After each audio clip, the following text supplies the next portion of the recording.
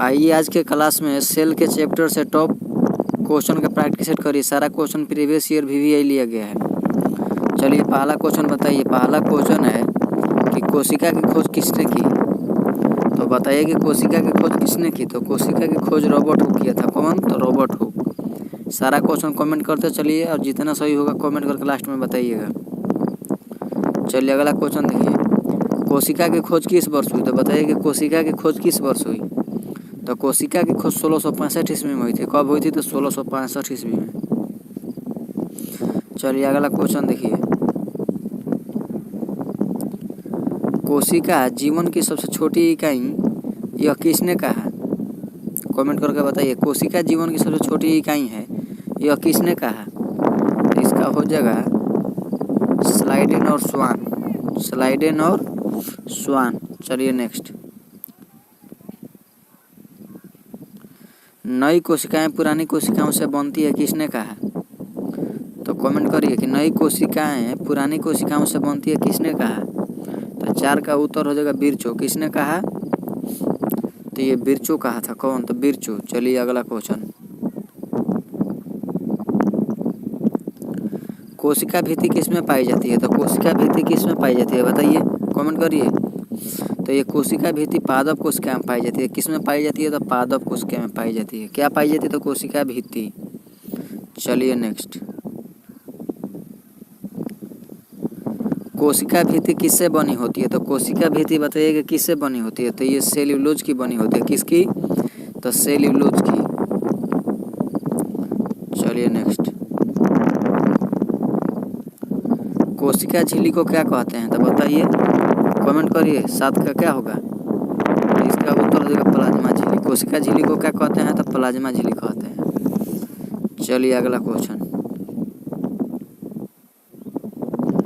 कोशिका झिल्ली कैसी होती है। तो बताइए, कमेंट करिए। तो इसका उत्तर हो जाएगा अर्ध पारगम में। क्या होती है? कोशिका झिल्ली कैसी होती है? तो अर्ध पारगम में होती है। चलिए नेक्स्ट। कोशिका का नियंत्रण केंद्र कौन सा है। तो बताइए।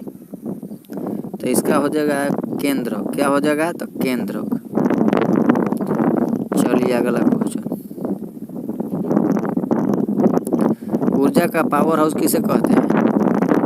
तो 10 का उत्तर हो जाएगा सी, माइटोकॉन्ड्रिया। किसे कहते हैं? तो माइटोकॉन्ड्रिया को कहते हैं ऊर्जा का पावर हाउस।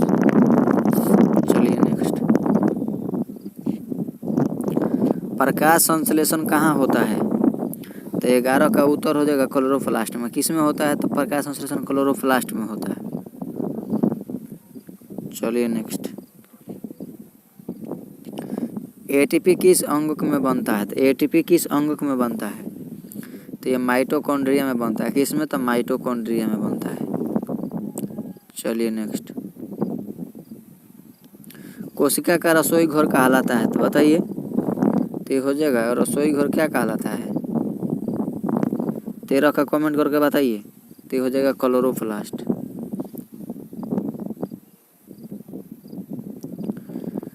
लाइसोसोम को क्या कहते हैं। तो बताइए कि लाइसोसोम को क्या कहते हैं। तो ये आत्मघाती थैली कहते हैं। क्या कहते हैं लाइसोसोम को? तो ये आत्मघाती थैली बोलते हैं लाइसोसोम को। चलिए अगला क्वेश्चन देखिए। प्रोटीन का निर्माण कहाँ होता है। तो बताइए। 15 का सी क्या हो जाएगा? तो इसका हो जाएगा सी, राइबोसोम में। किस में होता है? तो राइबोसोम में। चलिए अगला क्वेश्चन देखिए। साइटोप्लाज्म में क्या है। तो बताइए। 16 का उत्तर बताइए। तो साइटोप्लाज्म में द्रव भाग है। क्या है? तो द्रव भाग। चलिए अगला क्वेश्चन। चैनल को सब्सक्राइब कर लीजिए और वीडियो को शेयर कर लीजिए। चलिए 17 नंबर का उत्तर कमेंट करके बताइए। एंडोप्लाज्मिक रेटिकुलम के कितने प्रकार होते हैं। एंडोप्लाज्मिक रेटिकुलम के कितने प्रकार होते हैं बताइए। तो ये 17 का उत्तर हो जाएगा बी। कितने होते हैं? तो 2। चलिए नेक्स्ट। SER का मुख्य कार्य क्या है। तो 18 का उत्तर बताइए। तो SER का मुख्य कार्य क्या है? तो इसका उत्तर हो जाएगा वसा बनाना। क्या? तो वसा बनाना। चलिए नेक्स्ट। अगला क्वेश्चन बताइए। गोल्जी तंत्र का कार्य क्या है? गोल्जी तंत्र का कार्य क्या है? तो 19 का उत्तर हो जाएगा पैकेजिंग और व परिवहन। क्या हो जाएगा? पैकेजिंग और परिवहन। 19 का क्या होगा? तो बी। चलिए नेक्स्ट। वैक्यूल का मुख्य कार्य क्या है? तो ये वैक्यूल का मुख्य कार्य क्या है? तो ये हो जाएगा भोजन और जल संग्रह। चलिए नेक्स्ट। सबसे बड़ी वैक्यूल किस कोशिका में होती है? तो बताइए किस में होती है? तो 21 का उत्तर बताइए। तो इसका हो जाएगा सी, पादप।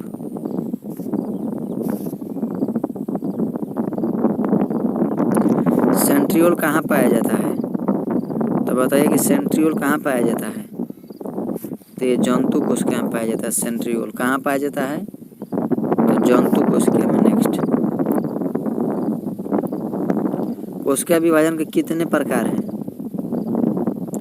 तो बताइए तो कितने प्रकार हैं? तो ये 2 हैं।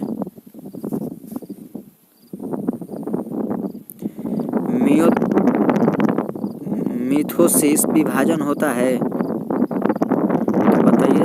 तो इस शारीरिक कोशिका में, शारीरिक कोशिका में मिथोसिस विभाजित होता है। तो इस शारीरिक कोशिका में। चलिए नेक्स्ट। कितना सही होगा लास्ट में कमेंट करके जरूर बताइएगा।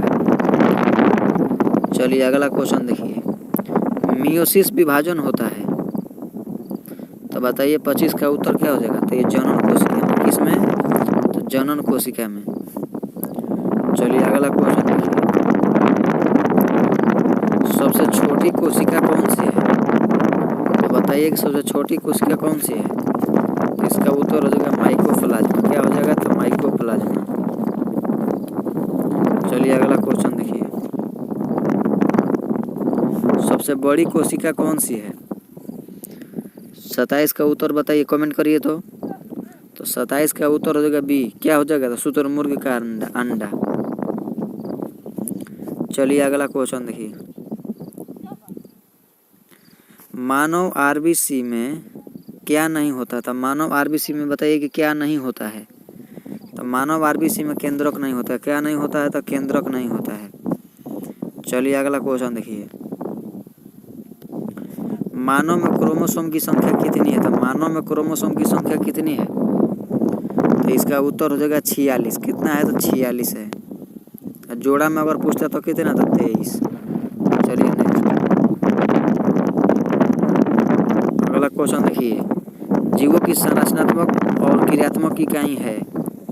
तो 30 का उत्तर बताइए तो क्या हो जाएगा? 30 का उत्तर हो जाएगा सी। क्या है? तो ये कोशिका हो जाएगा। चलिए टोटल क्वेश्चन में कितना सही किए कमेंट करके जरूर बताएं, और कहाँ से वीडियो देख रहे हैं भी कमेंट करके बताएं। मिलते हैं नेक्स्ट वीडियो में। बाकी के लिए जय हिंद। हमारे चैनल सब्सक्राइब करें और वीडियो को शेयर करें।